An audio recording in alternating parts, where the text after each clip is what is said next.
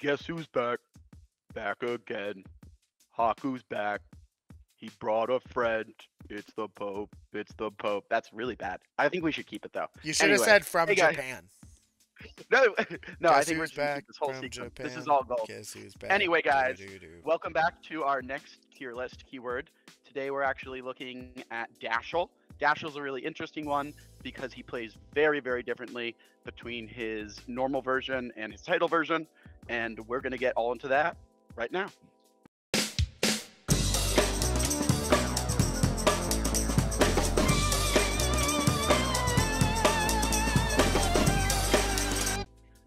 All right, guys, welcome back to the Danger Planet. I'm Doug. I'm here as always with the Pope. Say hello, Mr. Pope. Hi, y'all.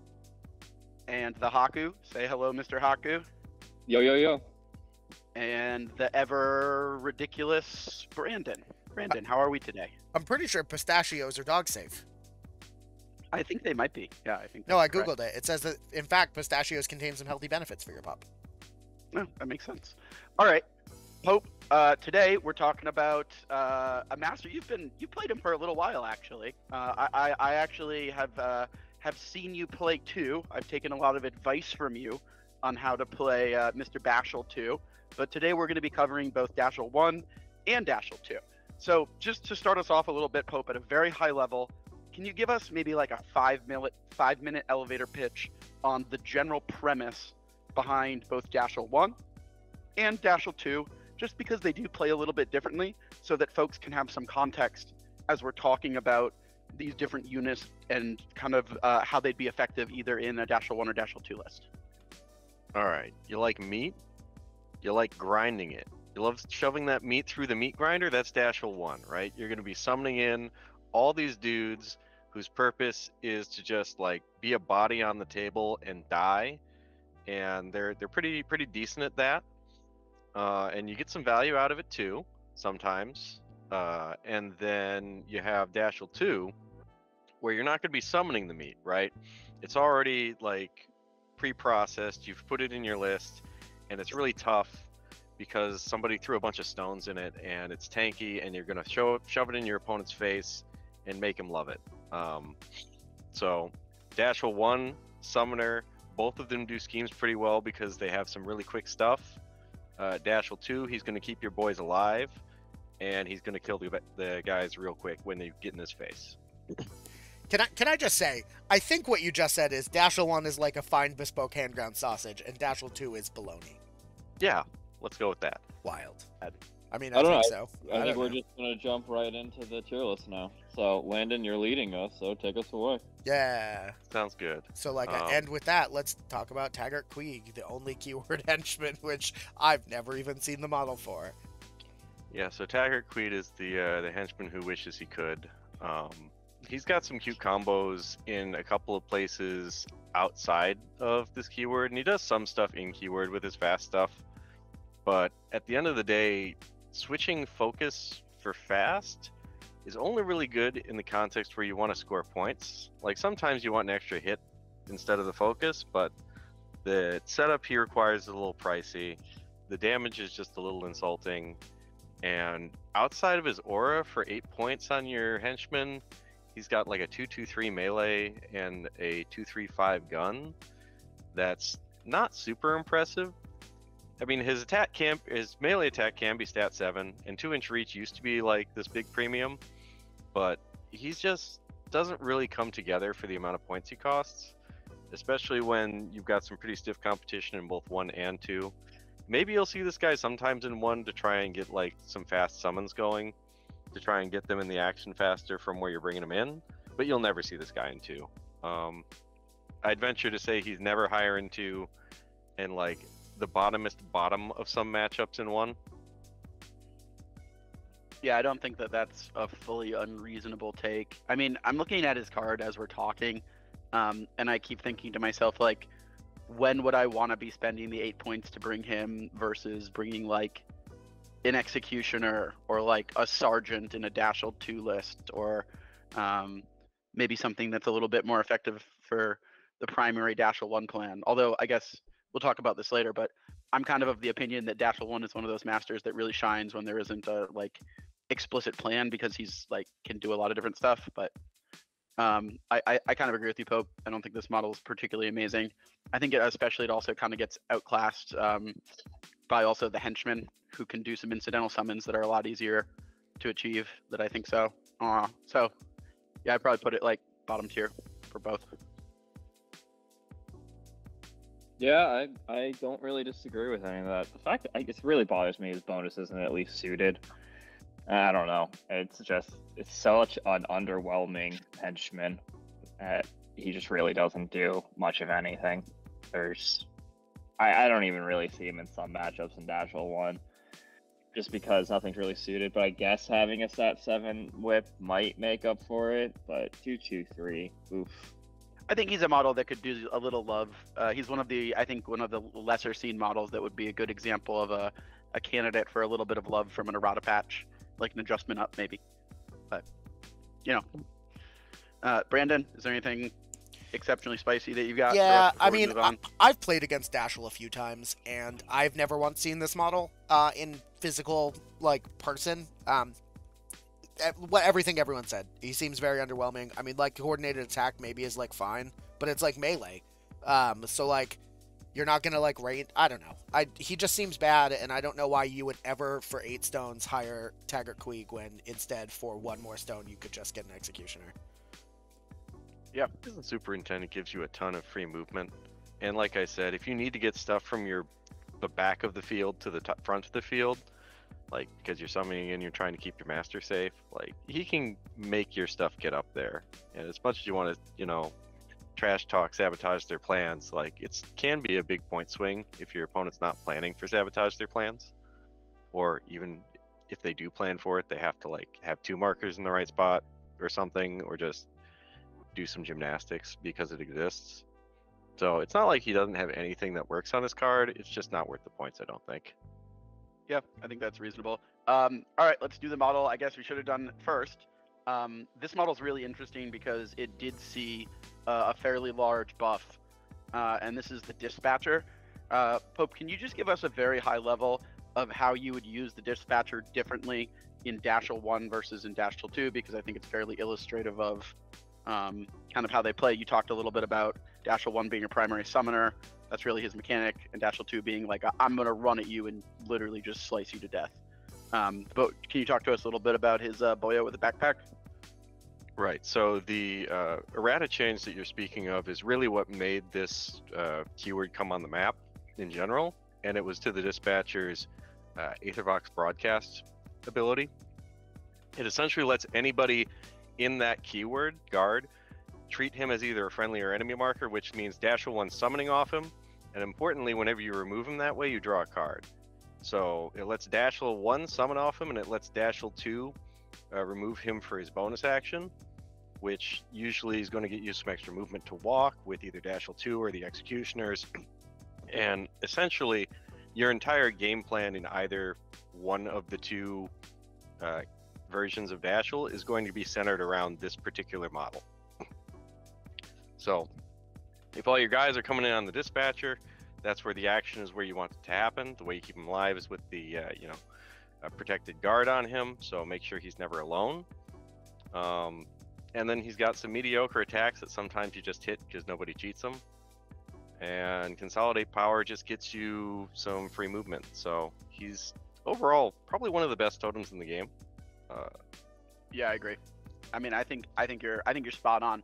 It's interesting to me because when people ask me like, oh, what are some of like the most important totems to the game plan of their respective crews? Because what happens a lot with newer players, they'll ask me, they're like, oh, are totems just throwaway?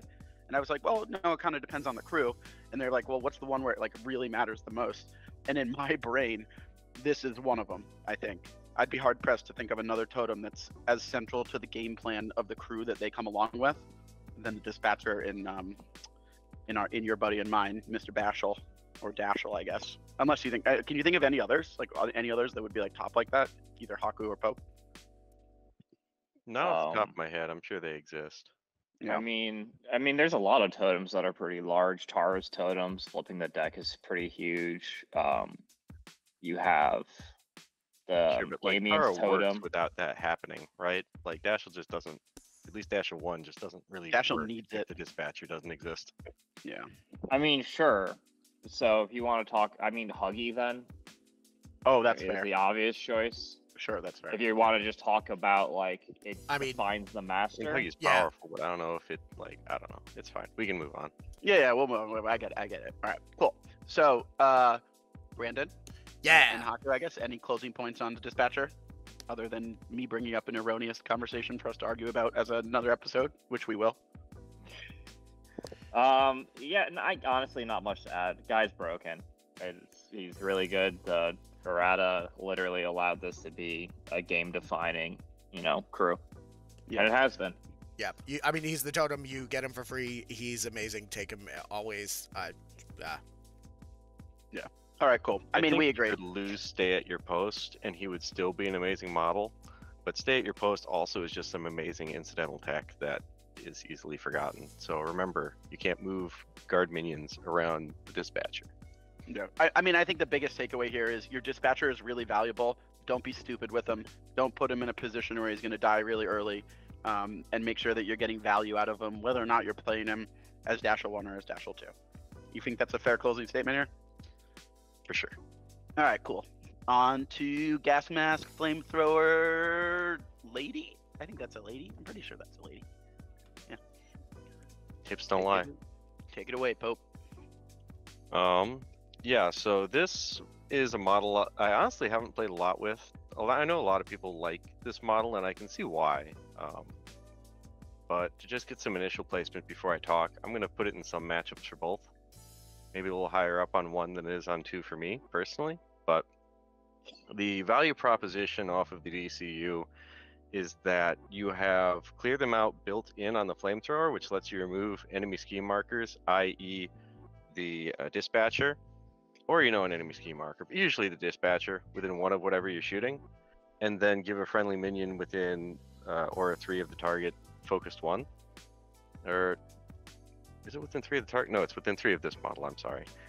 But the point being that you get to essentially sit in your deployment drawing cards and handing out focus with this guy, and that's pretty good for no TN. The downside is you have to be shooting your own guys with a 2-3-4 gun that hands out burning 2 every time you take damage, so that part's a little gross.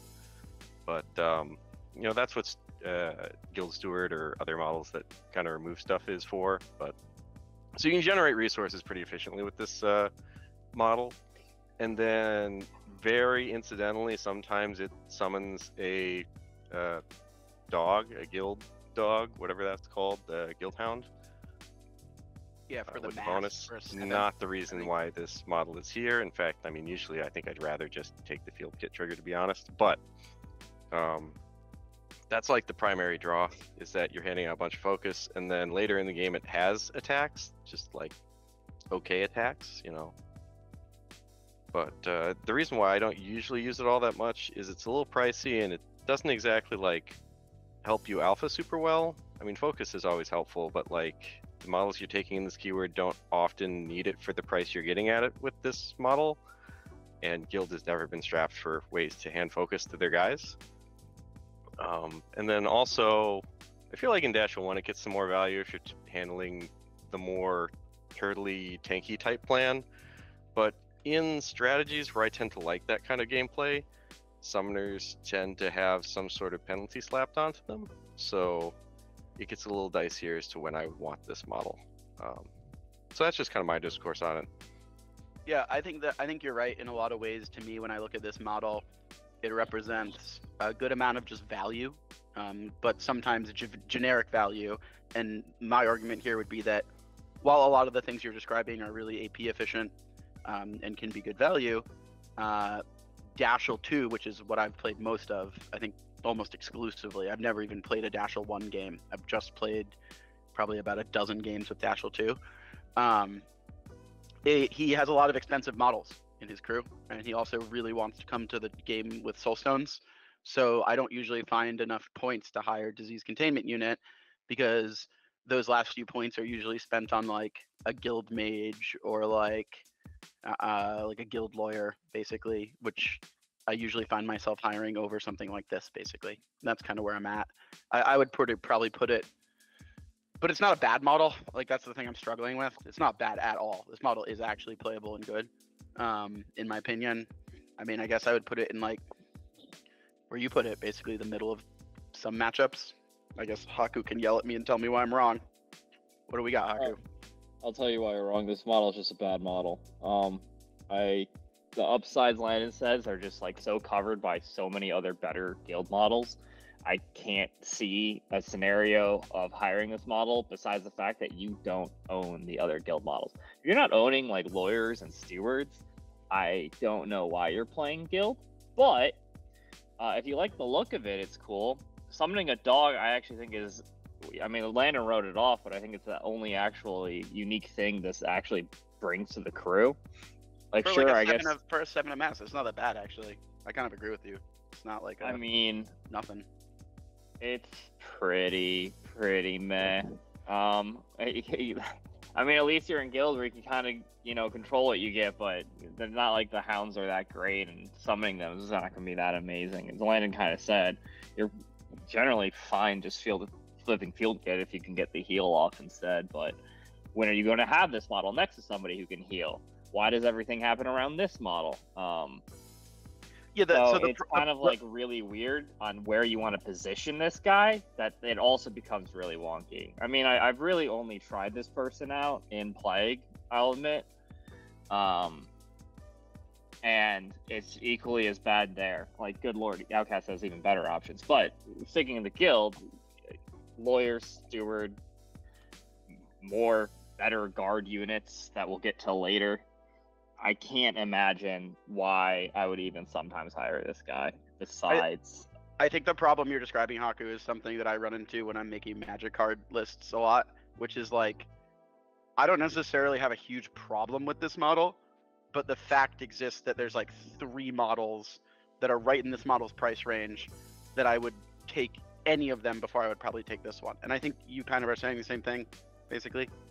yeah, Right. I also just think the abilities are worded weirdly, is what I'll end on. A lot of it's hard to figure out where you want to put this model around things, because also putting it around things means that if it dies, it hurts the things it's around. And so it's just a very wonky model, but you know, it's sometimes you're stat 6 on your 7 cost unit attacking people with, you know, no ignorement tech on your gun, but you know, sometimes at least flamethrower the can targets move. Brandon. Yeah, I mean, I like the flamethrower. I think there's definitely occasionally a use for a model that can that always has blasts, you know, and it's against movement, which is nice. But other than that, like burning's good. Sometimes it's useful, but there are other times where it's completely useless. So I don't know. I've never played against these containment unit. Not that I have a ton of experience against Dashel, but like I don't know. It's for 7 stones. It seems a little underwhelming. I mean, it draws 2 cards a turn and hands out 2 focus. Like that's not bad. Yeah, Yeah, I think it's it's fine. not. But I mean, for literally, Haku said it. You know, for 7 points, that's also what a lawyer costs. Why would I, or a guild mage? Why would I ever hire this over one of those? I wouldn't. All right, fair And enough. does min 4 damage burning to your guys. We're on to the metal boy, I think.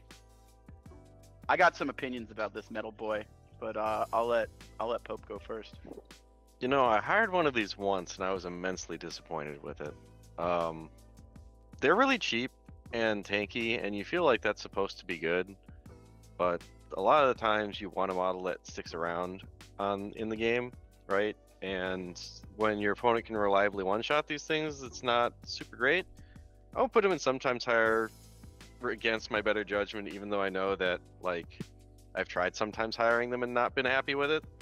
I'm willing to chalk that up to like maybe something just went wrong for me in those games, because it feels like ruthless and, you know, auto slow and a reasonable attack at stat 6 for 5 points should get there on an armor 2 model that can use soul stones. I'm actually gonna put in never higher for Dashel 1. I'm gonna regress on that. But in Dashel 2, I feel like there should be some way to get mileage out of these things when they can stone at armor 2 with shielded. In Dashel 1, I feel like you just have better options for the times you'd want to hire a ruthless model, like the Lone Marshal or Rider. We'll talk about those later. But in Dashel 2, I feel like they're cheap enough that you should be able to find a way to make it work. I don't know. It's been real tough for me to get it to happen, though. And in like your usual game of Malifaux, you're never hiring these things. They don't get good enough value for their points that you would rather hire this over, say, like your second executioner. You need those 5 stones to go towards. Yeah, so I don't disagree with what you're saying, but I like these guys, Pope. I think for the 5 points, for Armor 2, for Ruthless, the other thing I really like about them in Dashel 2 is the ability for their gun to suck a lot less, because Dashel can take away the negs, right? On Dashel. What's the ability called that he has? Grip of the Guild. Yeah. Grip of the Guild makes the Restraint Claw a lot better, in my opinion. And what I find a lot when I'm making Dashel 2 lists is that I might not have 7 stones, but I also just like don't like going into games with like 10 soul stones or anything like that. I'd way rather have like 5 or 6 stones in a Warden than like 9 soul stones. Sam and Rich, I've seen literally go into games with like 7 or 8 soul stones. I've seen Brandon go into games with 7 or 8 soul stones, and I feel I don't uncomfortable like going into 7. a game with less than 7 soul stones in Dashel 2, just because everything in your keyword can and will use soul stones effectively. Yeah, I mean, you're using them mostly on Dashel and Executioners, but I get what you're saying. That is most of your crew, so that's fair. I just like them. I found them to be pretty good in Dashel 2, where I don't usually take more than 1. I just take 1, and I've had the Restraint Claw be really good, where I just jam Dashel up into people's faces, and then I get way more effective Restraint Claw shots that then hand out slow and makes it easier for Dashel to thresh through whatever he's engaged with. And that's why I like taking them in Dashel 2. I agree with you, Dashel 1, I'm not particularly inclined to take them, but that's why I would take them in Dashel 2. I don't know, what am I supposed to put them? In Dashel 2, I would put them... I would definitely put them in front of Disease Containment Unit. I think that that's an injustice to this model to have it behind Disease Containment Unit. Talk, you need to stop playing with the balls, please. Thank you. Give me your Yeti. She's running away with her Yeti. Well, that's what I got. What do you got, Haku? Yeah, I think I pretty much agree. The main reason I'm not a big fan of these guys, and I would definitely never take them in 1, is because I find low willpower and even low stats in general really worrying currently in the metagame. A lot of blasts going around. You got and willpower 4. That's a great call out. Yeah. Yeah, willpower 4. They actually become a lot of inherent liabilities by just existing nearby your crew. So if you can't get them like really far away, then they're annoying, and if they're nearby your people, then they can potentially be a liability. And that's always something you might have to worry about on a model who you're not really seeing any value out of, because you're not cheating cards for their attacks, and sometimes most of the time they'll probably end up doing nothing, but you know, an interacting body. The reason that's kind of nullified in Guild is, as Landon pointed out, you can use soul stones then, and you can at least put them to negative damages, which is relevant, but it's going to be a feel bad moment. But you might catch your opponent by surprise, so that's always funny. But overall, I think you almost never hire these guys in either. But Dashel 2, there would be some scenarios where I can see it being possible. Yeah, the only thing that I would say is, they have the Hoffman power converter package because they're also augmented models. So, like, on the very off chance that you're playing against Mei Feng, probably hire one. But like, if you're in most games, I think you're not gonna get near a scrap. And maybe you will, but I think in most games with Dashel, you're probably not gonna get near a scrap, which basically means that they have no bonus action, and that just irks me. I really don't like not having bonus actions, especially when they're printed on the card. I don't know. I've never hired them in Hoffman, if that's helpful, which I've played a lot of. Yeah, it seems fair. Yeah. To the next one. So the next model here is Guild Hound, also known as Windmill Slam S tier. Oh. It's funny, when I first started playing Malifaux and I saw these things, I'm like, man, there's got to be a way to make these good. You take Taggart, and you alpha people with these. You just run 6 in at the end of the turn, even though you can only hire 4 of them. And the problem with the 3 health models in Malifaux is that they die and you just lose activation control. And while these are like really efficiently pointed attackers, right, at 3 stones for a stat 6 attack that can do 2, 3, 5 or hold down, or 2, 4, 5, excuse me, and hold down for triggers. 2, 4, 5, assuming you hit crit strike. They're still not like good. Are you saying stat 6 assuming that they've got pursue active? Is that what you're saying? Correct. Yes. Can be is the operative in that entire like sentence. Okay. Snapping Jaws is stat 5 without pursue, but with pursue, yeah, it's stat 6. It's actually can be larger in attack Spicy. mentality. So like you can get up to stat 9. You'll never get to stat 9, but you could get up to stat 9. And so that's why I was like, man, this could be a really fun build around. But like, it's hard to build around a model with 3 wounds and defense 4. Like, it just doesn't happen. Spicy public demo targets? Or spicy I don't even know if demo I'd try that, to be honest. Like, 6 guard dogs, public 1AP demonstration. to a lot of things. The public demonstration will be you getting humiliated as they mow down your crew. Yeah, as they kill these things because they're defense 4, willpower 3. Yeah, like you even think to yourself, well, maybe with 3 wounds they could survive if they could soulstone, but like they have defense 4 and willpower 3. Like if they had even normal stats for defense, you might be able to try and consider that plan, but like they don't. Like I wish these guys would I don't really have a way to argue that. I was trying to think of something to argue with you about. Yeah, because the problem is like they just die really fast. Like almost anything is gonna hit them, and it's gonna take either 1 or 2 hits to hit them, basically, probably. So yeah, that's doo-doo, baby. Yeah, bad in both tiers would be my opinion. Haku, what do you got? Yeah, no, absolute trash models. Losing activation control is the most important thing in this game at the moment, and this thing dies to stiff breeze. Dies to even less than that. Brandon, how do you feel about these rescue dogs? All right, but hear me out. Okay. They're all exceptionally good boys. I don't know if they are good boys. I mean, They are good boys. That is not up for debate. They are good boys. Aren't guild hounds like narcs by definition? A guild hound is kind of like a narcotics officer dog by definition, right? No. They have armor on there for battle, not for narc. So they're got it. I'm not sure that's how that works, but okay. No, it is. They have armor on. That's because they do chumps. No, I would never hire this model ever. In fact, I wouldn't even summon this model, but maybe I would. I don't know. You wouldn't. They have mindless. Yeah, that's great. Then my opponent doesn't get a pass token. All right. Well, now we're on to the soup du jour. One of my favorite models in all of Malifaux, actually. I love this model so much. All right, Pope. Let's bring it home for the biggest boy with the angriest claws. You ready? So, yeah, this prime specimen of Dad Bod, the Executioner, he's pretty decent. I'd put him to sometimes higher for Dashel 1 and auto include for Dashel 2. Like, I might have built a Dashel 2 list at some point in my life without an Executioner, but I had to have a damn good reason to do it. These things are pretty mediocre stat line, if we're going to be honest, right? 5 willpower, 5 defense, 5 movement, size 2. Like, there's nothing exceptional there. But they are hard to kill, which gets significantly cooler in the context of having soulstones. And they have Trail of Gore, which just kind of draws you cards as you do walk actions out of the deployment zone.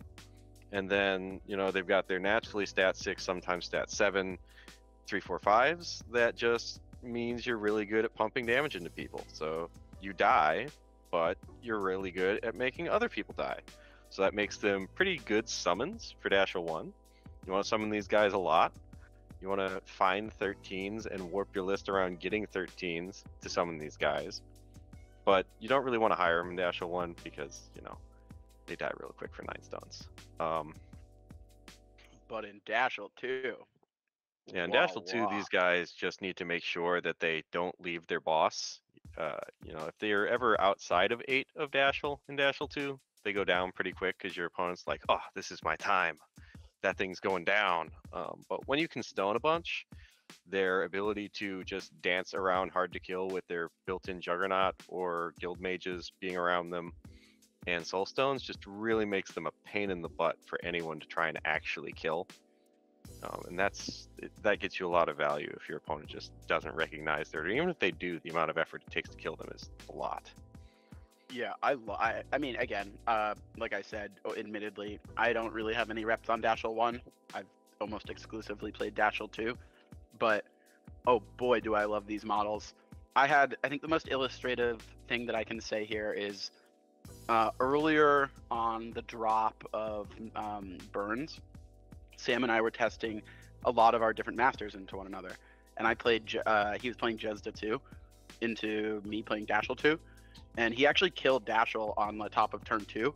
But one lone angry executioner with like 4 soulstones in my cache got into behind his lines, and that single executioner killed 3/4 of his crew single-handedly. And I was able to draw the game because it's just like, once these things get going, like, they are really, really killy, and it's awesome. They leave a trail of gore. A literal trail of gore, because what was happening is I was just walking around, picking up a model, using that then death token or corpse token to pick it up, create another attack, kill another model. It was just you don't get attacks off corpses. So when he's really hurt, he can ignore.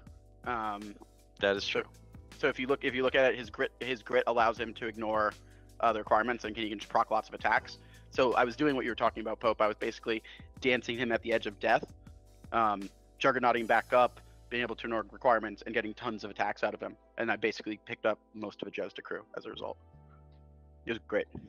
I was a big fan of it. Haku? Am I wrong? Yeah, no, really good model. I mean, potentially set 7, min 5 in Dashel 2. Not even that hard when you can lawyers up, you know, the 13 of Rams, even the 12. They slapped execution on him. Execute, so that was always cute, but not something you ever go for, but sometimes comes up, which is funny. I can kind of agree with Dashel 1 not always needing him, because the only time I would take him or wouldn't take him is on like long maps where you're not getting across the board. You'll die to range fire before you're really ever really that relevant, or you'll just get stunned from afar and slowed and pushed away. And Dashel 1 can actually play games like that. Dashel 2, you wouldn't take Dashel 2 in that scenario, and therefore you would always keep executioners. I have no idea why you would never not hire an executioner in Dashel 2. I think an interesting question to ask is, when do you consider putting different upgrades onto your executioners? And do you ever put upgrades onto them and not put an upgrade onto Dashel or something? Because it becomes kind of expensive. Like in the Dashel 2 list, you've always got 2 executioners in Dashel. Are you ever spreading out those upgrades or considering them? That's a question I've thought about a lot, actually. So my unpopular but seemingly effective take is that you only put leadline code on Dashel 2 because you really want your auras to stay in the same spot, and your dispatcher only stops minions from being moved. So executioners, so long as you have them near the dispatcher, cannot be displaced, whereas Dashel 2 can. And 2 stones for the extra code on one executioner just tells your opponent to kill the other executioner, and you have 2 less stones to defend him. So it doesn't necessarily help to have the second coat rather than just having 2 more stones, since you may be getting the benefit from the dispatcher of not moving already, and armor 1 just kind of, if you have 2 executioners and one has armor 1 and the other doesn't, which one are you going to kill first, right? I don't know. It's a hot take, but it's mine. I don't actually think you're wrong, because it's something I've thought a lot about. Part of me has been like, instead of putting upgrades on these guys, I'd just rather have the 4 stones, to play with or whatever. I pretty much always put leadline on Dashel 2, but other than that, I'm usually not putting upgrades on these guys. Brandon, Yeah. How do you feel about big salad fingers guys with beer bellies? I think that they love caressing rusty spoons. Absolutely 100%. That salad fingers joke. Good job. We did it. No, they're great models. They're really good. I will say I also really like scatter. I use that a lot in Everborn when I was doing my Insidious Madnesses. But granted, that was more GG2 when it was, I think, a little bit more important to be in specific places. Still a very powerful ability, but you could also just kill them. The best thing about the Executioner models by far, though, is that if you're really into Executioners, get yourself a copy of Puppet Wars, because there are puppet versions of them that the card is not available on the App Store, but I believe the card is available on the print-on-demand service, and they're little puppety ones, and they're the most adorable models ever. I will include some in the video during editing. They're so cool. I love the puppet models. Huge fan. I had never seen this before. This is making my day. I used them as proxies for my red caps for a while before the Neverborn starter box came out. And I'll send you a picture, Pope, but they're really, I really actually cool. think that game might be one of the craziest values of all time in terms of Malifaux models for purchase price. You get like what, Brandon? You get like... Yeah, you get a bunch of alt masters, a bunch of alt henchmen. You get like another puppet 40 alt rider, in the and box? you get sets of 3 of I think 12 different minions from each of the factions. And they're all playable. Yeah, They all have and art in the app. Yeah, they're all great, and most of them have art in the app. Most of the non-minions have art in the app, but you can get the cards from the print on demand. Or Yeah, you can ping Weird and ask them to make a card for it, which is a thing I've done occasionally, and they've acquiesced. So, You should show the internet in, during editing. I'll do a quick slideshow as we're sort of talking about this of all the cool puppet models that you can get. And it's just available on their website. You can just buy it. It's called Puppet Wars. It's a board game they produce, and it comes with sprues of models you build in plastic. You can find old metal versions of it with more stuff too, but the plastic ones are great. It's like $80, and it's hugely worth it if you and a friend split it because you want like an alt version of your master and a couple other things. I'll put a list of what's available up on the screen. And if you're checking it out, you should use our affiliate code because we're Weird affiliates, and we'll make sure to link that below. What a world! All right. So Guard Patrol, never hire, but it's an amazing summon in Dashel 2. You'll need your box of 3 of these because it's what he brings in on his bonus.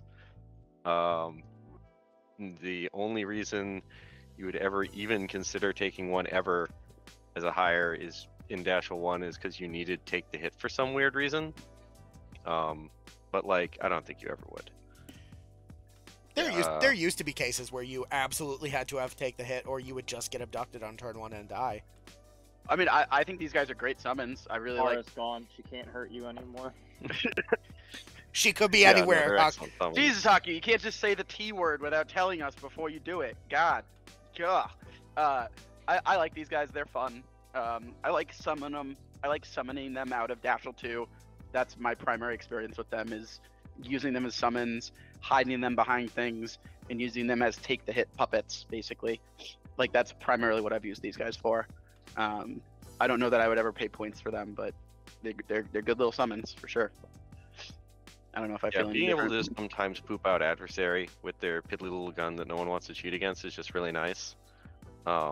Don't underestimate how good that gun is at 1-2-4, because I mean they get stat 5 from pursue, and when Dashel's engaging people, they don't suffer negatives. The concept is not known, so they do pretty good in that context. But and you can not higher.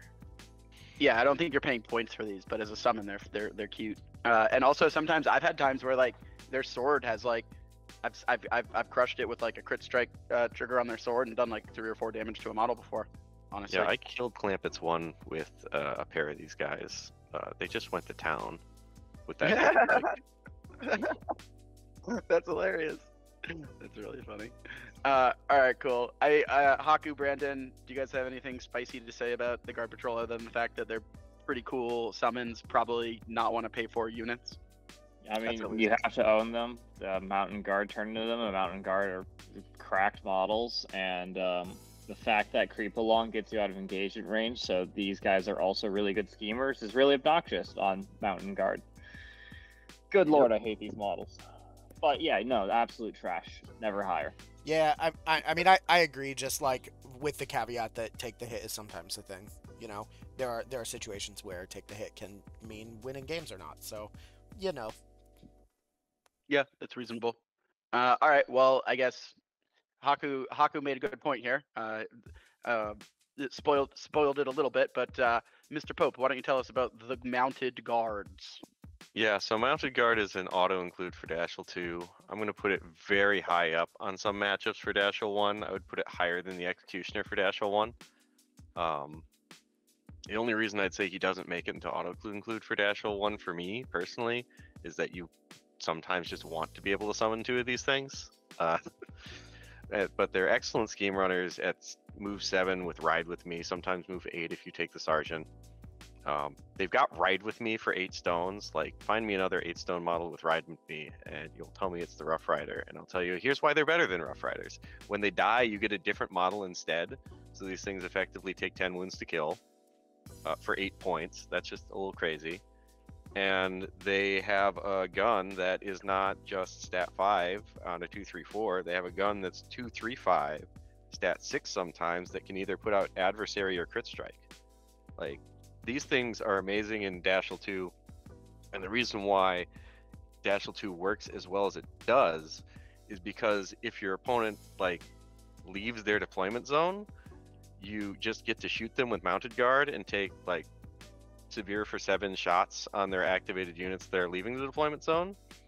And if they stay in their deployment zone, that's when you get to pin them in with your really tanky Dashel and Executioners. So it's kind of like a damned if you do, damned if you don't situation, where if they come out, they get shot, and if they stay in, they get boxed in.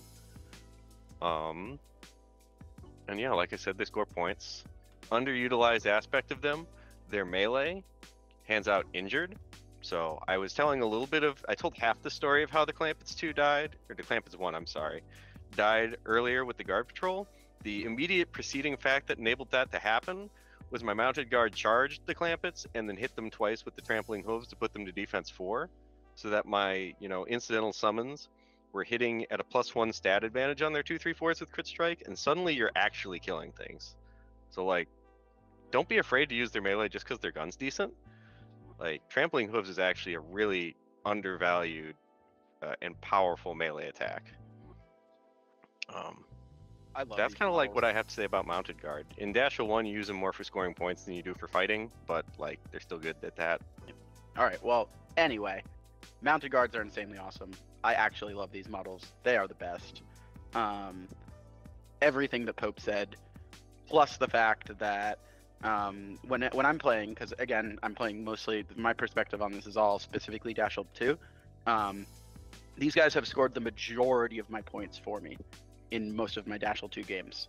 Either them or Dashel just kills the opponent, and then I have, a turn or two to just like drop scheme markers. But in more contested matches, the mounted guard have been critical to me being able to actually develop a posture on the board state where like I actually can put schemes down and score things or do things other than send the executioners and Dashel up the middle to just chop everything to bits. So I love these guys. Haku, I mean, if you tell me I'm wrong, Haku, we're getting a divorce. It's over. No, I mean, I'm actually surprised they're not auto-included in Dashel 1. I do agree the only reason you don't is because, as Landon says, there are some scenarios where you would just summon 2. It's kind of funny because those scenarios are normally the ones where you hire executioners and summon mountain guards just because, it's a easier card than a 13. So, yeah, these guys are correct. The fact that they have crit strike is great. Arrest order just sometimes happening. There's really good triggers on their gun, and more likely than not, they're being used to run schemes and strats and not shooting anyways, which is why I don't have a big problem with the fact that their gun ignores nothing. But even then, because they're so mobile, it's generally not that hard to find, line of sight lines where you can get the shots you want to take off after, you walk focus turn 1. Walk focus ride with me. So you're still anywhere on the map you want. Yeah, this model's good. Brandon. Yeah, I mean, they're Save a horse, ride a cowboy. no, do both. Weird. That's Like Ride With Me is so ridiculously good, and they have I've Got Your Back, also very, very strong. These are great models. You should make sure that you own them as soon as you buy Dashel. Really great. Or before. You should own them right now. You Quickly, should buy them 5. now. Everyone go buy Mountain Guard. Use our affiliate link. We did it. Okay, bye. There you go. Good job. All right, cool. Again, I don't have my glasses, but is Rifleman next now? Yeah, we're we're actually on Rifleman. Yep. Are we in the era of Rifleman? We are. All right. Also, I just realized that I apparently pulled their like Mark II card, and my bad. Sorry, y'all. I was trying to match the art. I was like, what the fuck? Because I can't actually read, because I'm on this tiny little 12-inch screen netbook. I can't read it, so I was trying to match the art. I was like, what did Brandon pull? All right, Pope. take us into the bold new era of Rifleman in M3E. Yeah, so we got a little bit of a spoiler earlier on rifle persons. Yeah, sorry, rifle persons. My Wow. bad. Sorry. So they have a decent gun. They're pretty good for like snipers as far as point to efficiency is concerned. Like they're not on the Katanaka sniper end of the bad scale. But as I may have mentioned earlier, they don't ignore concealment, so they're not an every board sniper. You do get a little bit of that around that with Dashel 2 with Grip the Guild, but they're not an always food. I would put them in some matchups for both Dashels. The thing is that in Dashel 1, they're, very squishy models, and you have to be committed to a game plan where you're just going turtle in deployment and shoot people, and that's just not always a way that you win the game. In Dashel 2, they're kind of what I like when executioners are just no good. Because the very rare executioner or situation where an executioner is no good is usually when there's just a crap ton of armor and your min 3 is actually just 1 damage. And conveniently enough, Riflemen have this stonable armor piercing trigger, ricochet, and execute available as options to try and deal with, oops, I can't punch my way through that. I don't think I've ever taken warning shot on this model ever. You can probably ignore that. I think Drop It was originally kind of on there to try and make Dashel 1 work before his remake, but like, you don't have to do that anymore. Yeah. It's a sniper. I don't know what else to say. Yeah, I mean, these models, I think of taking these models, and I have taken these models actually in Dashel 2 before when the board state and the map made sense. I also think they're really good into certain keywords on things like cursed objects, where you just want to be able to pick off like a model a turn, and it makes it really easy to be able to do that if certain board states look a certain way. Or I've been on a bowling ball planet before and been like, cool, I'm just going to take Rifleman, and I literally just did it. But other than that, I think, yeah, they probably are overshadowed a little bit by some of the other models that we've talked about and some models that we're about to talk about. So I'm like a mess on this. Like, where did you put it, Pope? I put them in some matchups. The caveat here is that they're never a plan A model. They're a no. I hit something where I don't want executioners, and now I have plan B as to what Yeah. I'm hiring into. They're an offensive I tech feel like pick. that's a safe place that puts them outside of never hire. They're an offensive tech pick in my mind, which puts them, I think, basically where you're saying as well. I think we've kind of come to the same spot. I think that's probably true. All right, Haku, what do you got? So everyone always asks me, how do I beat Damien? Well, honestly, Dashel 2, not even a bad way to beat Damien. You know why? Because you can just one-shot gamers and the totem, and then Damien is very sad. It's they're very much a tech pick in my mind. You need to know specific targets you have in mind that you want to kill, just like any snipers. The fact that the sniper gets to stat 6 sometimes is, really good, because let's just take explorers, their big one gets to 5. So it's not even hard for you to consistently kill a lot of models that are super annoying and like to live far away from you on the board. So you just have to decide, is this a game where I know they have low HP priority models worth removing? If so, yes. Does this remove it in one shot? Yes. Go for it. You do have to remember to give it focus though, so then you could focus shoot.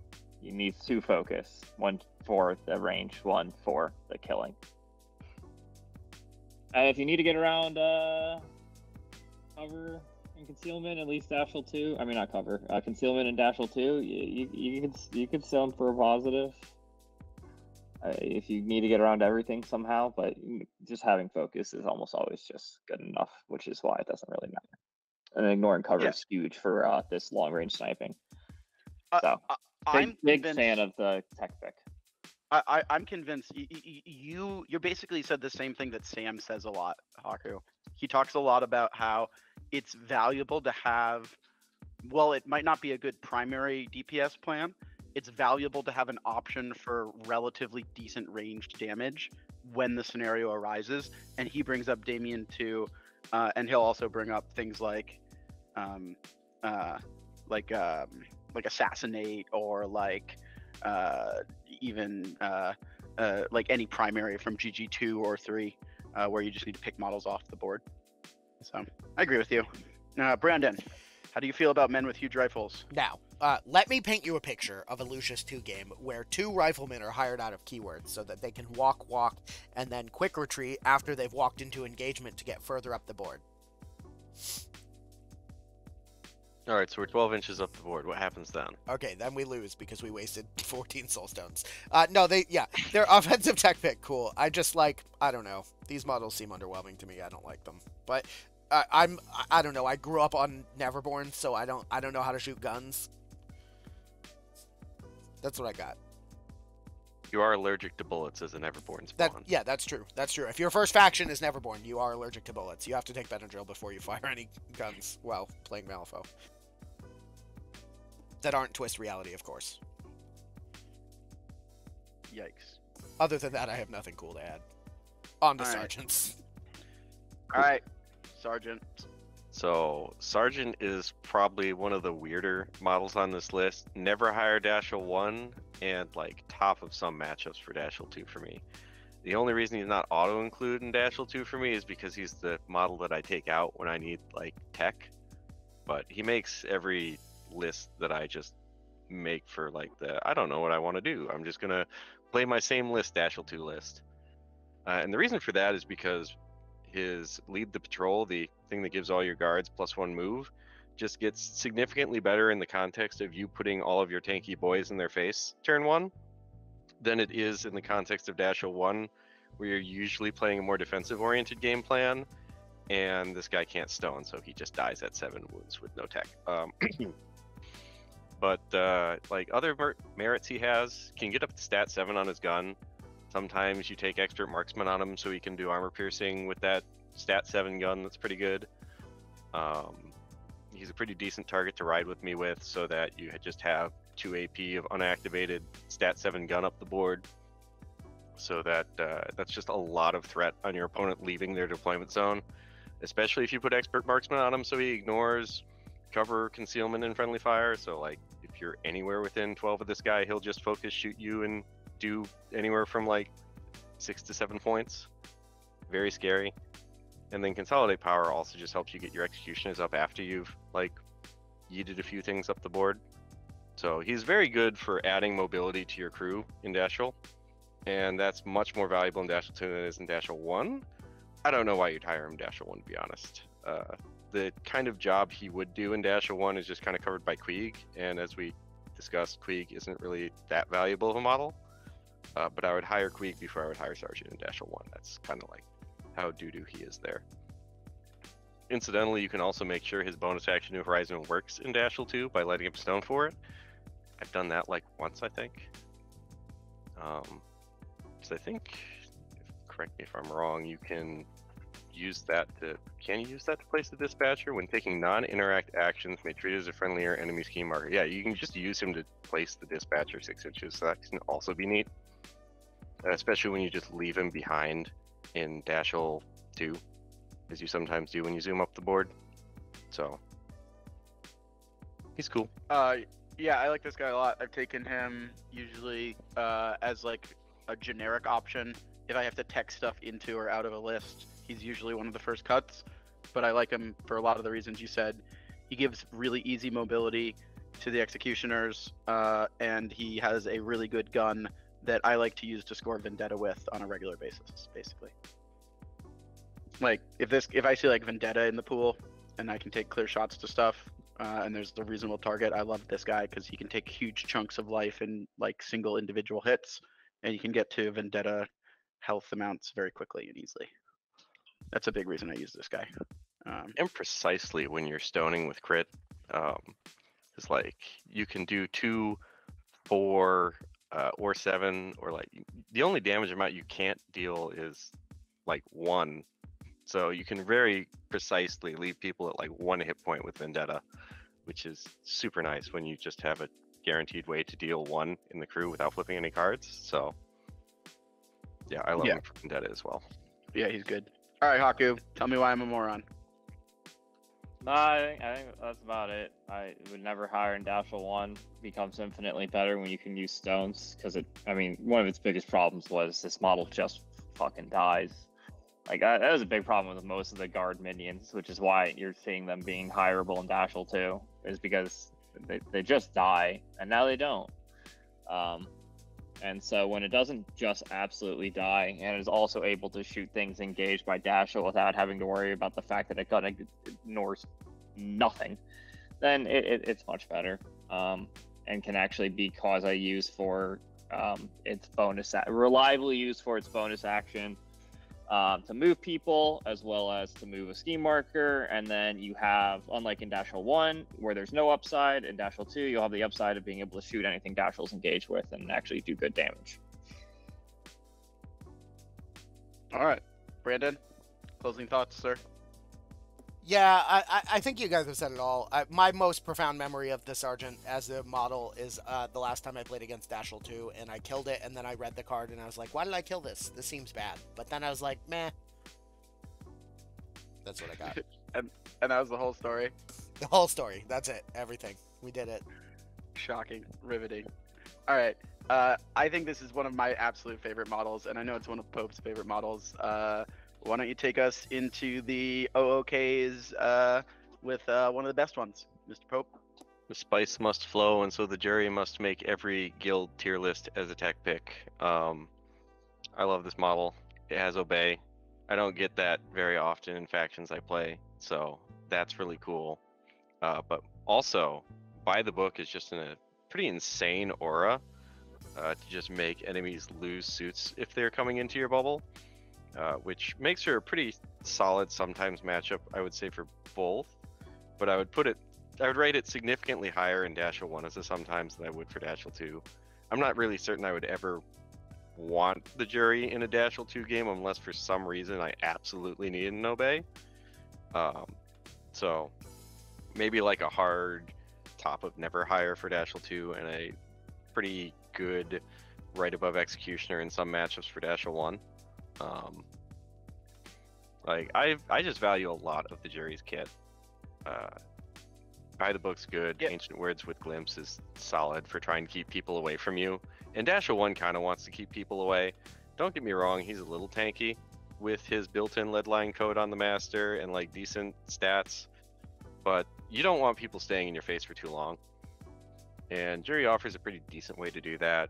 And with Dashel 1, you're never really going to have a problem with having friendlies to obey if you don't have good enemies to obey. So like you'll always have something to do with this model. You're never really going to have to walk per se. And then incidentally, sometimes you hate out summons. So I think she has one of the better, more versatile kits in Guild. And as an out of keyword, sorry, Talk is trying to steal the remote out of my hand. As an out of keyword, I think the more reps you get with this model, the better you get with it.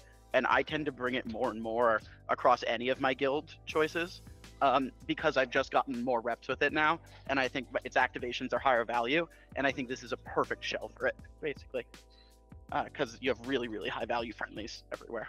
So in Dashel 2, that's my take. Haku? I absolutely hate this model. Oh my god, this model is just, I hate it. I hate it so much. I play crews that like burying and summoning things. Yeah, no, passive damage, great against certain crews. I think no matter what, it's probably still sometimes higher in Dashel 2 just because of that, but maybe not. Maybe just go in and murder things is just more important. And yeah, the losing suits when cheating thing is pretty huge too. And then more things are killing things from afar, I feel, recently, so it's not as relevant when it's an aura around you, but it really depends on what you're up against. So, great model, super obnoxious, probably about where it should be, just because it very much, in my mind at least, is a tech pick against, burying crews and summoning crews. And a double whammy versus Tara, even though No, it's just the best out of keyword model ever. You're just a Grinch, Haku. You're the Grinch that stole Guild Miss. I wish, but then they printed this model, and it's stealing my It's stealing my Grinchmas. Brandon. No. Yeah, I really like the jury, and in a similar vein to Haku, I really don't like playing against the jury. And like also, maybe I'm overthinking it, but I always worry about balancing the scales, because like I want to remove it, but then if they just have a single mask in their hand, or it's a henchman, if they have a single stone, right? You just like your attacking model just dies. I don't know. It seems really good because it's when resolving, so if you kill it, it still happens. Right? Yeah, it's like an I'm eye not for crazy. an eye, right? Yeah, it's an eye for an you eye. have to actually do damage to the jury for that to happen. Yeah, but which what gets the more other obnoxious with guild healing. yeah, and the other option is just don't do damage to it, and then there's the jury running around, and neither of those sound good. I really like this model. It's very cool. I just like its kit. It has such a unique, diverse kit that's capable of so many different things. Again, like the more I play with this model, the more I find I really enjoy it. It's fun. All right. Actually, this is one of my other most favorite OOK hires in all of Guild. It's great. Take it away, Pope. Yeah, so regardless of who you listen to anywhere on the planet, if they play Guild, they tell you that Lone Marshal is one of the best models in the faction, and they're pretty right. It's just one of the best efficient ways to deliver damage across the board with 14-inch running gun at stat 7 ignoring concealment. Like it's a pretty good premium you pay for that effect at 10 stones out of keyword. But when it comes with Ruthless, some of the best stat lines you're going to find in the faction at 6/6 and move 7, and a decent bonus action that will just kill summons. It's hard to say no to this guy. I'd almost put him in auto include for Dashel 1 just because you want to hire a lot of outer keyword models with Dashel 1, but I'll just put him very high on some matchups there. For Dashel 2, I'm going to put him probably above the DCU on some matchups. Yeah, I think that's correct. Because you aren't like reaching for the Lone Marshal in your initial like kit because you're sitting down and coming to the table with a game plan. In Dashel 2, you're like, oh, that guy's playing a summoner. I want to hit exorcism triggers and make his day miserable. Yeah, he's like, I think I agree with you 100%, Pope. Like, he's a really good model, but because he's so many points, there needs to be a reason why you're thinking about bringing him in, other than the fact that he's just a good model. Because in Dashel 2, he has a lot of other good models, right? So the two reasons that I always think of that I've found have really been good have been, one, does exorcism matter? And two, is it a crew that like innately brings concealment in some way? And so does ignore conceal matter, basically. And those are the two big things that I try to key on, where I've had really good success with him. But other than that, he's just great. Great turret model, super fast, really good stat 7 attacks. He's great. He's great in Lady Justice. He's great here too. I love this model. Aku, why am I wrong? Because you are bad and you should feel bad. I don't know. It's the Lone Marshal. This model has been hired in basically every guild list since the dawn of time. I mean, I am a little surprised it's not auto-include in Dashel 1, just because my view of Dashel 1 is control the board, control the world. And Lone Marshal really helps with that. So I can see why in Dashel 2 it's not an auto-include, just because it doesn't help just beating in someone's face. The technical damage it puts out isn't the highest, being min 2 and all that. And you can get better min damage in Dashel 2 than that, as well as, have models that just happen to be henchmen just because they're minions. So paying 10 soul stones for this guy probably seems a bit of a rip when you could just have either X's or mounted guard at that point. So, yeah. I agree with everybody in the world that just hires this guy. You'll never go wrong hiring him. Just maybe it might be slightly better in Dashel 2 to just take more X's. I think I would just put him at the front of some matchups in both, basically, but knowing that he's just really good. I definitely wouldn't put him in front of the Sergeant in some matchups for Dashel 2, but otherwise I think that's fair. Sure. Okay, I'll concede that point. But I mean, I think we're all kind of arguing towards the same position on this track, basically, by virtue of what we were saying. We were kind of all agreeing with one another. I'm reasonably okay with putting him in always include for Dashel 1. Like I was almost there, and then Haku's like, let's just do it. Brandon, as a staunch Neverborn Resurrectionist, do you have any feelings that you'd like to propagandize against the said adversary? I do. Also, stagger's really good. Like, just being able to stagger things, very strong. Sometimes stagger is fantastic. But especially if you go early with him, run him, yeet him up the board 1,000,000 feet, and then, stagger at 8 inches away at stat 6. I will say the only thing to keep in mind is he is an enforcer, right? And he's not guard, so you don't get the Soulstone thing in Dashel 2. But, like, that, not that I think that that's a thing that any of you guys would do, but, just to play devil's advocate, you gotta know that all the things that we've said, basically up until now, don't apply anymore about Dashel 2, Soulstoning, all that good junk. But, like, yeah, I don't know if I, outside of Tull maybe, have recently played a game against a guild opponent that didn't hire this model. That's what I got. Yeah, the model's great. All right, PK, your friend and mine, Landon. What's the deal with PK? Why would you bring him into Dashel 1 or 2? So I like him in Dashel 1 for being like the third executioner, but also just because Peacekeeper is a reasonably solid unit when your opponent's not necessarily already bringing a bunch of armor hate. He's just kind of like a decent powerhouse min 3 model to just drop on the table that has a good backup plan and harpoon gun. And if your opponent's especially bringing scrap, he gets to be significantly higher in value, because then he actually gets his bonus action. But there's enough incidental ways to just drop ski markers in Dashel 1 that Trail of Gore just sometimes goes off. Now note that he cannot use the Dispatcher since he is not a guard, but he can use any other enemy ski marker that's on the board. So if you're in a pool where your opponent might need to drop markers to score points, the kind of pool that you would want to play Dashel 1 into because you just, turn ski markers into summons, then he's just another avenue for you to play Denial. And then, Armor 2, hard to wound, min 3, big beady boy. The kind that doesn't die when you look at it like an Executioner would. So that's why you take him there. In Dashel 2, I don't know that I would ever play this guy for the reason that you actually need to hire your Executioners rather than summon them. So he loses a lot of value in that context. I would put him somewhere in some matchups for 1 and never hire for 2. Okay. Yeah, I think that's fair. I don't have any experience with him because I play Dashel 2 like primarily. So I don't really have any spicy takes here other than, whoa, big robot, big claw, kills a lot of stuff. Naku, what do you got? This model is bad. I'll say it. Yeah, I'll just say it. I think this model you probably should never hire in either one.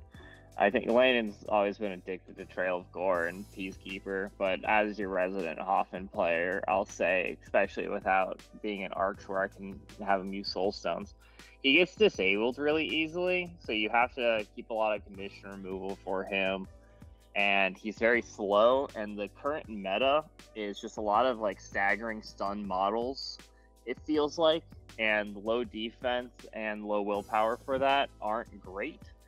So a lot of the time, I think you're going to end up hiring a pretty expensive model that just gets disabled without being killed. And then there are even, a few of the stronger crews ignore armor right now. So it's not even that hard to kill at, defense 4, no other real defensive tech besides hard to wound. And he's just expensive, like, because he's like 11 points, right? At that point, it's literally just a Pale Rider. You can just have. He is versatile, so you are only paying 10. He's versatile? Yeah. Yep. Some models are just versatile. Don't think about it too hard. What? Yeah. I think that if there weren't so many stun stagger crews right now, or just like Levy walking around, its value would go back up again. But at the moment, in our current meta, I'm not a big fan. And even when it's a slower meta where he's not just going to get restricted too much, the one upside you'll have is people will be surprised. So maybe they just won't hire certain models, but if you look at their master, it'll be pretty obvious if you can or cannot hire him. So that's like the one benefit.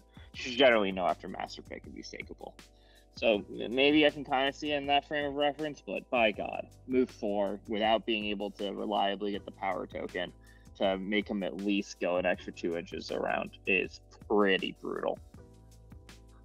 All right, Brandon, you got the closing thoughts on PK. I know you play this model. Yeah, so I played a lot of this model. I don't know that I would hire him in Dashel, though. I mean, 10 points is a lot, but mostly he just doesn't do any of the things that I really like doing with him in Dashel, which is to say, playing him in Hoffen and having Soulstone Dash. And having Soulstone Cash on him. Yeah, no, I mean, like there's a lot of cool things you can do with him though. Like Harpoon Gun's really good if you can guarantee the trigger. Like you can hit somebody, pull it 6 towards you, charge it, beat the crap out of it, flurry. It's really important that you don't forget that this model has flurry, especially if you're playing against Sam. That's all I've got. No, like same deal, I guess, that I said for the other augmented model that we had, which is the Warden. In circumstances where you're playing against scrap crews all day, probably just like definitely play this. But yeah, I mean, he's a lot of Stone's Ascend, and he's not particularly fast or agile, and staggered screws him. Yep. Yeah. All right. On to a model I am very excited for. Some would call him the Pale Daddy. Some would call him the Pale Pope. Some call him the Underbringer. Some just call him Tim. Pope Tarpa. I've only ever called him Pale Rider. I don't know where those nicknames came from, but I'm also going to call him auto-include in Dashel 1 and sometimes higher in Dashel 2. Probably above the Warden. This model's great. The Warden kind of sucks. But this is the model that every guild player ever has hired when they need a Ruthless model, and then afterwards they hire the Lone Marshal. They come in pairs. I thought Guild just came with 2 horses. That was the thing that you got. Yeah, they just come with 2 Guild. horses and 2 coats. Like it just happens. It's in when you get your introductory package to the guild, a box shows up and it has 2 lead line coats in it and a bunch of horses, and it's like, here you go. And they're like, cool, thanks. This is great.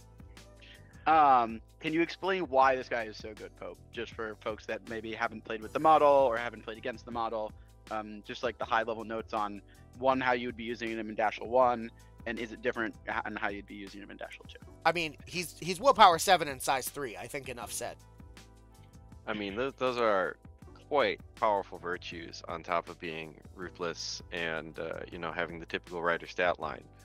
But the reason why he's pretty decent for both Dashels, in Dashel 1, you tend to have a lot of bodies on the board, and you just want like valuable hires to begin with, right? And Pale Rider is Ride With Me. He's got the bonus action we've all known that heals people and just does free damage for no reason. But he also importantly can put out Injured, which gets significantly better the more dudes you have on the board. Because the more activations you have to actually, abuse Injured, the more powerful it is to just slap it on like a master.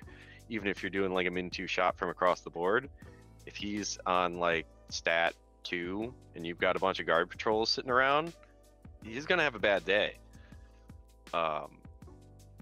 So Dashel in particular makes good use out of Injured. Dashel in particular makes good use out of the healing, since you have a lot of models that will usually just be trying to engage and tie up and gunk up the works regardless of which version you're in.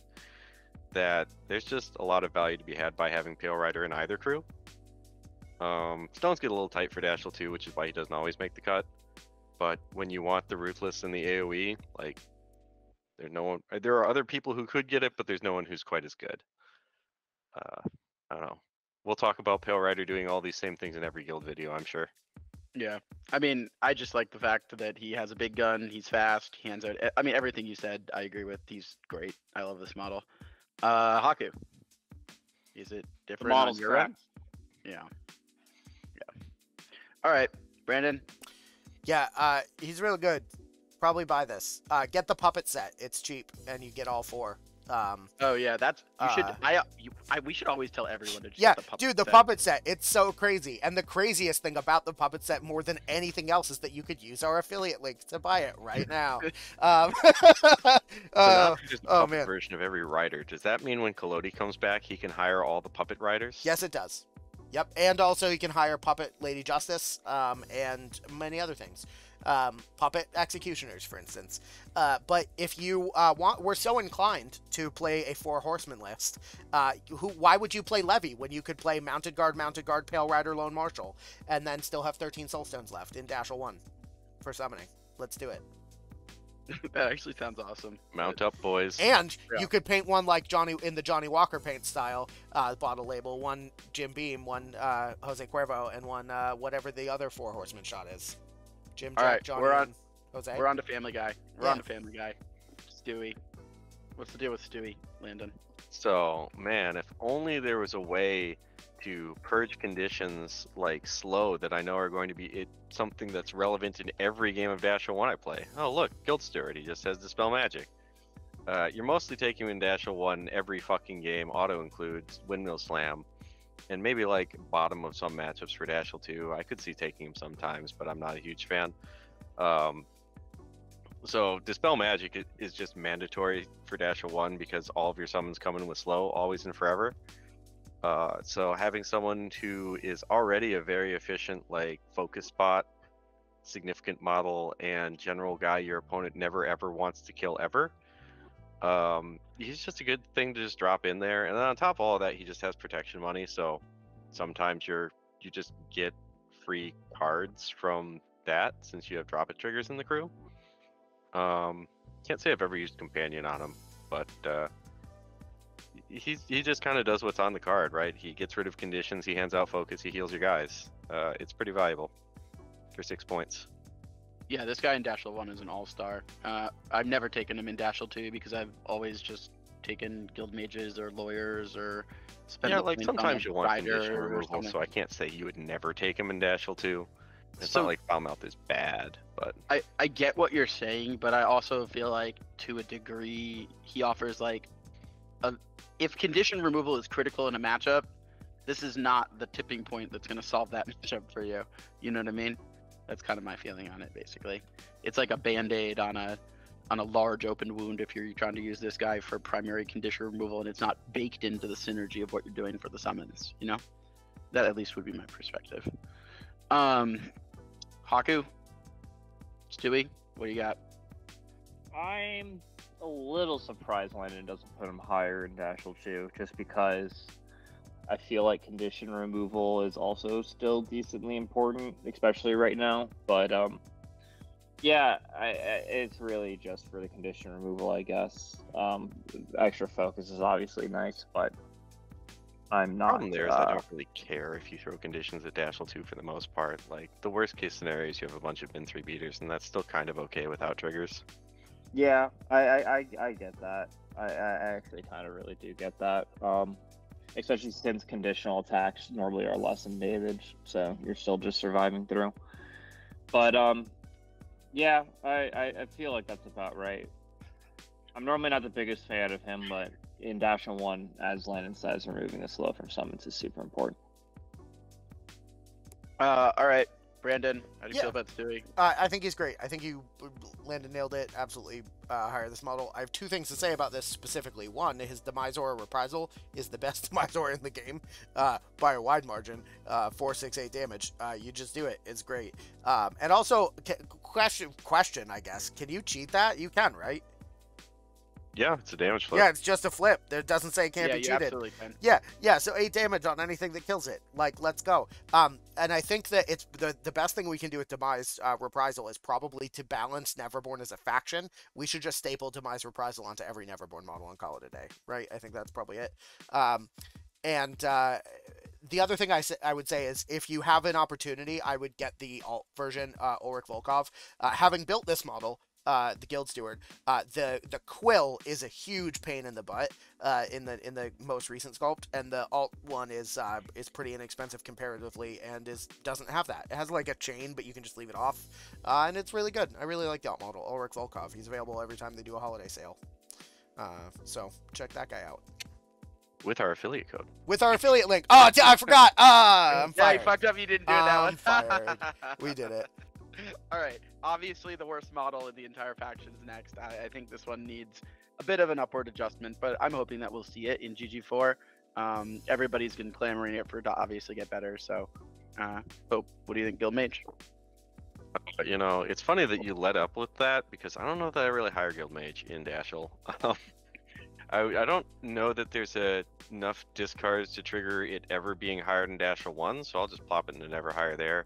And I have hired it in Dashel 2 before, so I'm gonna put in some mashups for Dashel 2 probably ahead of the Warden. Because in Dashel 2, you know you're taking 2 Executioners, and you know Juggernaut getting the extra double heal is just really nice. So that's pretty cool. But Yeah, otherwise, I you know, like- if you're not getting value out of Glory for the Guild Mages aren't the best models. I just really love guild mages. It's like a safety net for me. I need to wean myself off of taking them. I find myself trying to give myself reasons why I should be including one in my lists, just because I like the healing for the executioners in the Dashel 2 lists mostly. But I probably should be spending those points on a lawyer instead most of the time. It's probably more correct to do that. I don't know. I really like this model. I would definitely put it in front of the Warden. I don't think I can put it in front of Pale Rider, so I guess that means it's in the correct spot, in my opinion. Yeah. So, yeah, it's kind of where I'm at with it. I really like it. The model's really good. Incidental healing I've found to be very useful. The delusion ability, repositioning stuff like into, like you can like walk people into your beaters, which is what I've done a lot, which is really nice. I found that to be very valuable at certain points in certain games. Yeah, I like this model a lot. It's great. Haku. I'm a little bit more mid on him just because of how quickly he dies, but overall does good things, so you can't complain too much. I can complain too much, but I won't really hear. I mean, I think the internet knows Haku has the ability to complain, right? No one has ever questioned that. No, nobody's ever questioned that, but you know, I don't know. One of the rare recipients of coat number 2 in Dashel 2 when I take him, because you get a lot of ways to heal him back up, and when he's armor 1 shielded 2 plus sometimes another 2, the incidental healing just kind of keeps him alive through most things, especially since your opponent's not declaring triggers versus him. Yeah. I can see and it like more there are in- matches where Rule of Law is just pretty dope to pick up markers. The problem is that Dashel 2 already picks up markers, so like you need to have a lot of markers you want to get rid of. Yeah. I still think this model's good. Again, I'm not putting him in front of Pale Rider or anything, but I still think this model's really good. All right, Brandon, how do you feel about guild mages? Yeah, I mean, one of the reasons why guild mages are so good and have always been so good is that they just have generic marker removal. That sometimes is crucial, and having it on a versatile that's not super expensive in guild is great, and that's why one of the reasons why you see them. Literally, I think the biggest downside to this model more than anything else is that the only way to get it is it's a $100 box set that you can use our affiliate link on, and it just, that sucks. I really wish that when they errata the models, because they're gonna, I hope, please, that they'll make them available in a cheaper box set. That's literally like their biggest downside. The plus side, I guess, is that I think you get 5, so like you and a friend, like you and a guild friend can split it for $50 each, and that's not too bad. And then you have an extra one to give to somebody else. But it's great. Own this model if you play guild. Sorry, you have to buy the $100 box set. Please use our affiliate link. We got it. Closing thoughts. The DCU puts out Burning 2 when you shoot your guys. Then you shoot them again with another Min 2 gun from Ancient Words, and suddenly they have Focus 2 for the low price of 4 damage and a suited card. So you just put out like 6 Focus turn 1 by shooting your own guys 4 times. You totally have the health for that. That's all. It should be fine. It should all work out fine. All right. Well, so, I mean, I think the last model is just actually the best one. I love this model, but go ahead, Pope. Why don't you explain to us why guild lawyers are bad? So you're never leaving home without a guild lawyer in Dashel 1. It's just a thing. You will always have one. It is impossible to play this model without a guild lawyer. And the reason is that you just always want a 13 or a 12 to summon an executioner or a mounted guard. And after you're done summoning with that 13 or 12, you can just go with the guild lawyer and pick it back up. especially like turn 1, where you haven't really engaged yet. You have the 13, great. You make sure that that's the last action you do on Dashel's turn is to summon, and then you go with the lawyer, you pick it up, and then you are guaranteed to be able to just summon a second executioner next turn. It's really absolutely degenerate and an important part of how Dashel 1 works. Sometimes you even take 2 lawyers for that reason, so that you have one to fish the 13 out of your deck, and then you have one to make sure you have the 13 for next turn without having to go with the lawyer. Like, it's real good. On top of having things other than tools for the job, lawyers have, you know, shielded, which is just nice for keeping your dudes alive.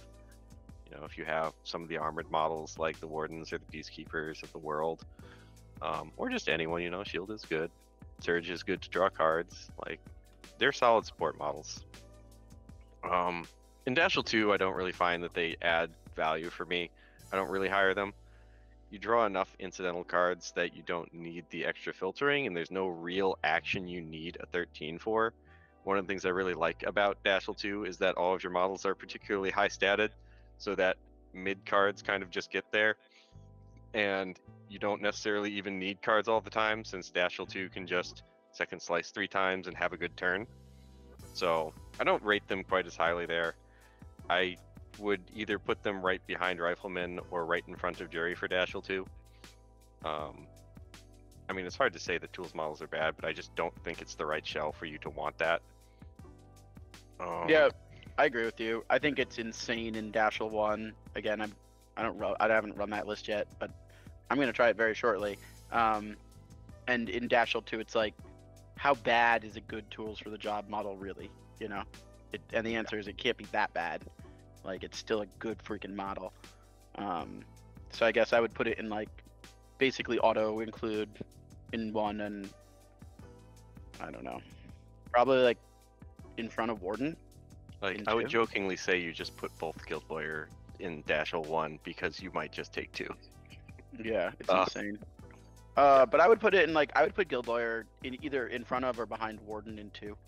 Brandon. Mr. Lane. I don't even know that I rated that highly. I would probably hire a Stewie before I hired a lawyer, but that's just me.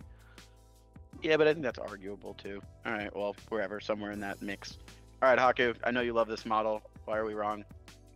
Because when you alpha and want to kill things, you want really high cards, and therefore Guild Lawyer is always good. I don't know. I mean, I'm a big fan even in Dashel 2, just because I value the high cards a lot more than Landon does. And see, the problem there, you can finish your thought if you want, but I'll explain.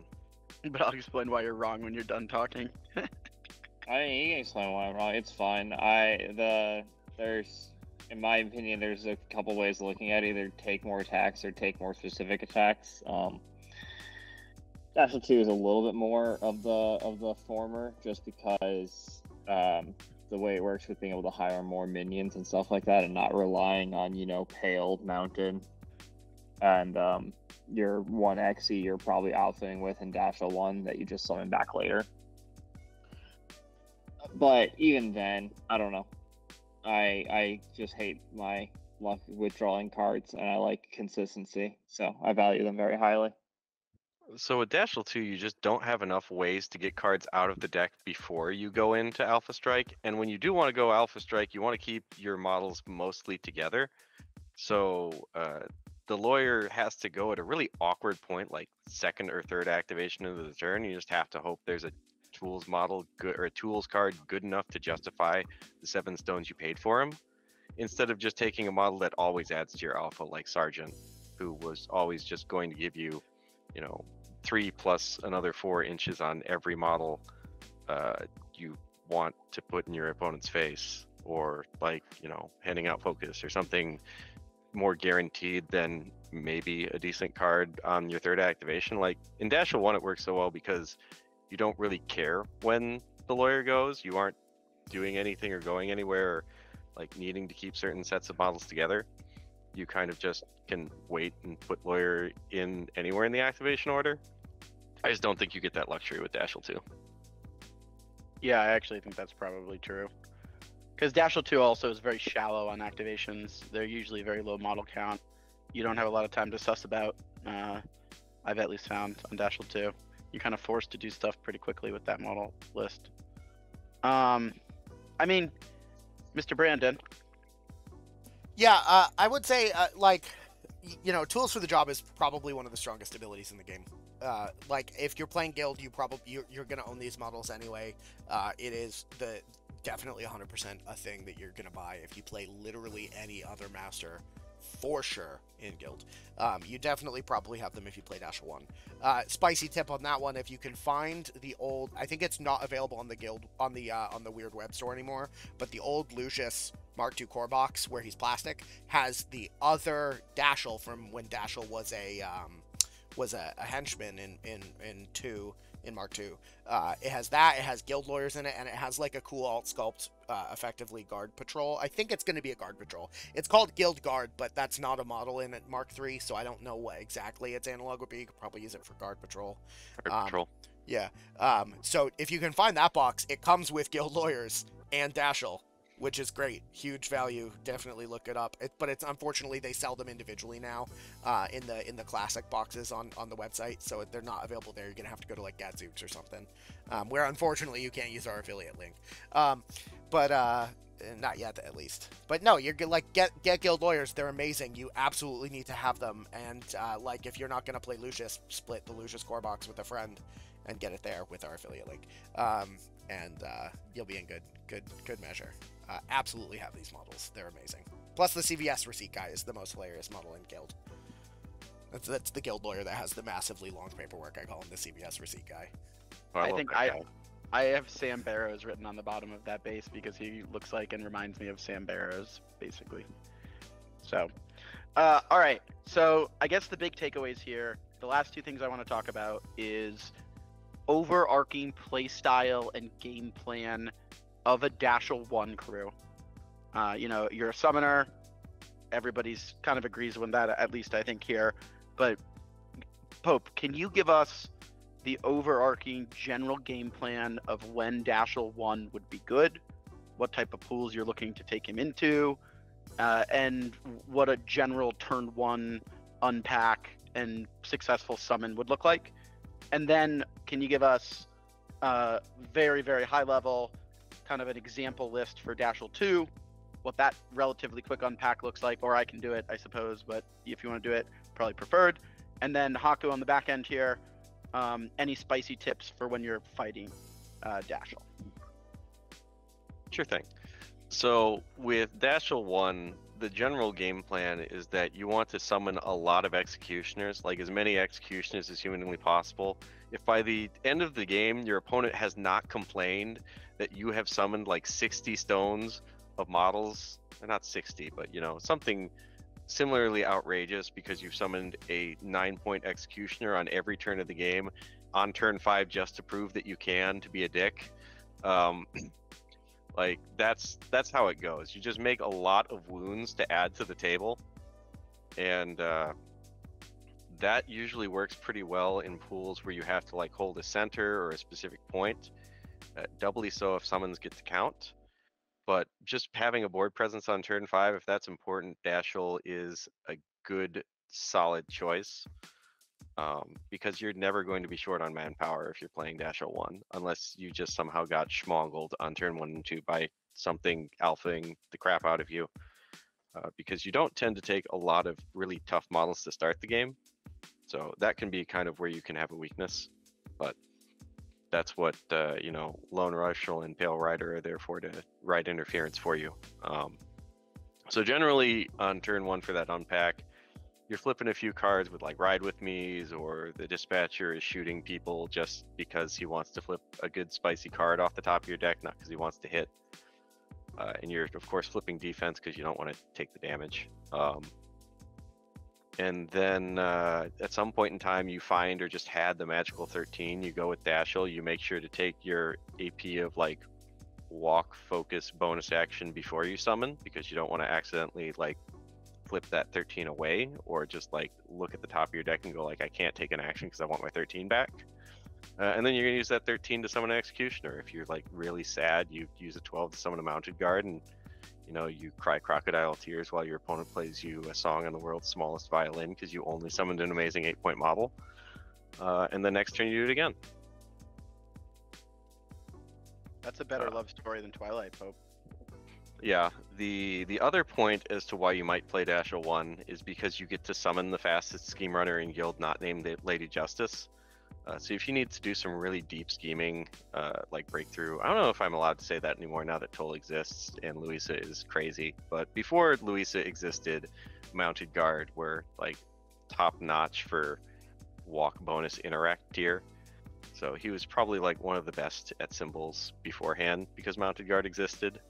Especially that was one of the times where you might take Queeg, is because you could, walk, ride with me and still have an interact AP to pick something up, like absolutely crazy. And you can still do that with like Breakthrough or whatever.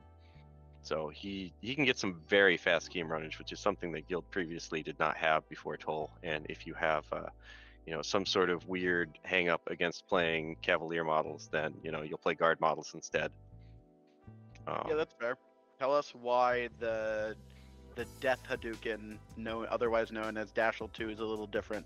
How does that work from an unpack standpoint and a first turn standpoint?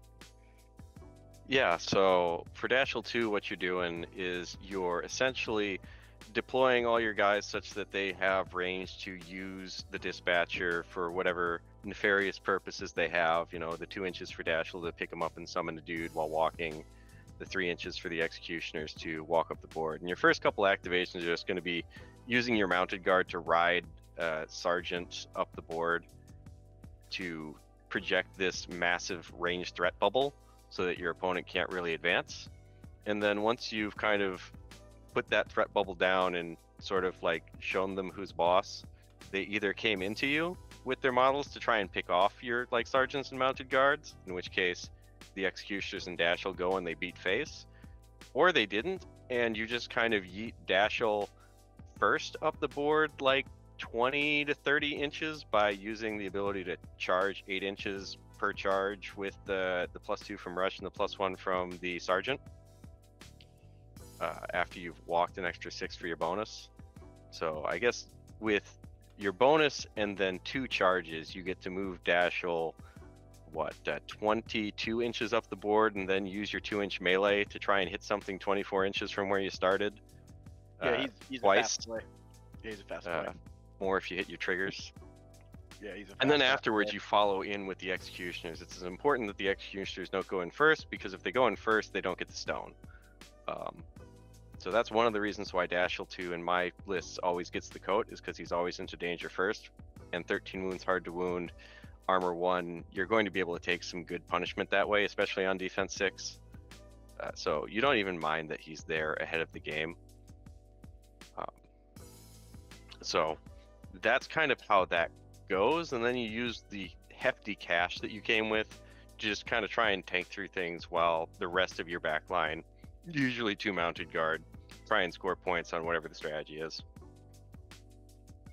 Yeah, that's about how basically every Dashel game I played has gone. Some successfully, some unsuccessfully. Haku, can you please unveil the Sith secrets that you brought to this episode with which to battle Dashel 1 and or Dashel 2? Basically what we're looking for is, in your little your evil mastermind brain there, how are you thinking about when you see Dashel, if an opponent is declaring Dashel, what are the things that you're concerned about that Dashel 1 might be doing, and how are they different than the things that you're concerned about Dashel 2, and how do you combat that as a player that's going to be seeing him across the board? Well, Dashel 1 and 2, I think you should generally know which one you're going to see when you see the schemes and strat list. Deployment zone also really matters. Not a big fan of Dashel 2 in like corners or even flank. Anywhere where you start pretty far away is a little more no bueno for him. That being said, you also generally are trying to see a lot of schemes down when you see them. This is ignoring that Tall exists, because right now it's just, why not play Tall? So we'll just pretend he doesn't exist right And you'll be seeing a lot of scheme things, not really relying on picking models just because summons then become kind of more useless. Same thing with the strategies. You want ones where summons are actually contribute something. Just because you generally end up with a pretty high priced team in Dashel 1, and if you just kill some of the premium models, then you severely hamper them. And to pretty much top it all off, it's just kill them all. I mean, both of them are hard to put down, but not that hard for a lot of crews. They're pivotal pieces that their whole crew depend around, so once they're removed, the rest of the crews kind of fall apart a little bit more than most other crews, especially Dashel 2. When Dashel 2 dies, losing the stoning ability kind of sometimes just means all your excess stones you've kept are just useless now. So it's a bit of priority picking targets and just knowing when you can end up against Dashel. Because I don't think they do anything that particularly gimmicky that you have to play around, besides, summoning being a gimmick, but you do have to keep in mind how goddamn annoying mounted guard are at scheming. I think is actually the most important thing. I think most of the games I've lost against Dashel is just because I forgot that killing the mounted guard and then letting them activate with the patrol who bonuses away from you or was just placed out of engagement when the guy died, and then just gets to drop a scheme marker and then that scores. It's just, God, that's so frustrating. So pay attention to that, and then just try to mark the things. None of the stuff in the crew is that survivable. You can just kind of point kill. With the last big remaining thing I would say is, especially against Dashel 1, make sure you pay attention to ranges and where the horses can go. I talked about using Rifleman against Damien. It's pretty much the same thing for anyone with any low HP models. If you know a model's killable by a mounted guard, just walk focus shooting it, then pretend that they have the crit strike they need or whatever to just go kill you, because a good chunk of the time they do. You position your small guy out of position and you're just going to lose him. For that reason, I tend to just not hire them against Dashel anymore. Bring people that are good against guns or can take a hit and heal it off, and you're generally actually just going to be able to swamp them with value, even if they draw a bunch of cards.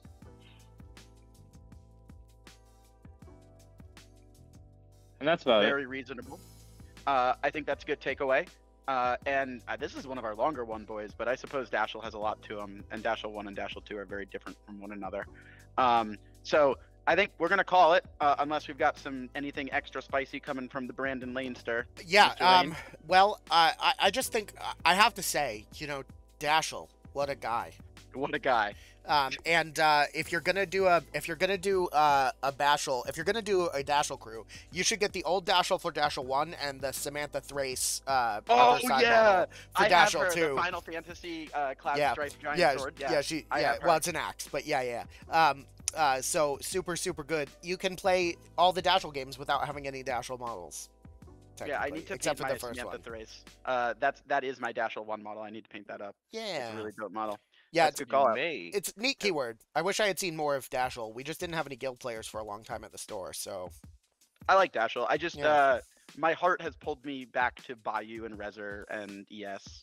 It's where my heart belongs, honestly. Yeah. So. You may All right, guys. have gotten through this entire tier list wondering, where is Watson and where is Luisa Fusa? The answer is I forgot they exist because I just don't want to play those models. They're disgustingly efficient and probably could be slotted into either crew if you own Toll and want to play Dashel instead of Toll for some reason. But as we kind of talked about at some point in time, like, you'd just be playing Toll if you owned and wanted to play these models. So I don't know. Yeah, at a certain point, if you I just brought want to call both that those out. in, yeah, if you brought both those in, then you basically are just why not just play Cavalier at that point. So Also, we for the wanted to same give you guys a reason- little bit of a truer experience for pure Dashel stuff. And for the same reason we're not going to review Tull for a while is because I have great hopes that he will be changed by the time we're too much further into Gen Con. Yeah, we'll see. We'll see. We'll see. I think we'll see some changes to him and a couple other guys. So, all right, guys, thank you for joining us. As always, we really appreciate all the feedback. Let us know if you have anything that you want to say in the comments, anything you want to see us do next as a keyword, and we're gonna keep these coming. I guess say goodbye to the internet, Haku. Bye, internet. Say goodbye I'll to the be internet. back on Pope. my own channel. Rumble sometime. Slam. Say goodbye to the internet, Brandon. I am going to do Cthulhu soon. Actually, I don't know what order the things are going. So, Cthulhu. That's all I've got. All right, I guess goodbye to the internet. Thanks, Bye. everyone. All right, see you guys Yeah, later. no, I legit just forgot that Watson and Louisa were models when we were doing this. I I'm don't No, know. I like, think it's Oh. bad I don't those even things want are to talk removed. about these models. I thought we were intentionally I don't avoiding know, them. I'm waiting for fucking guild start. All right, But they have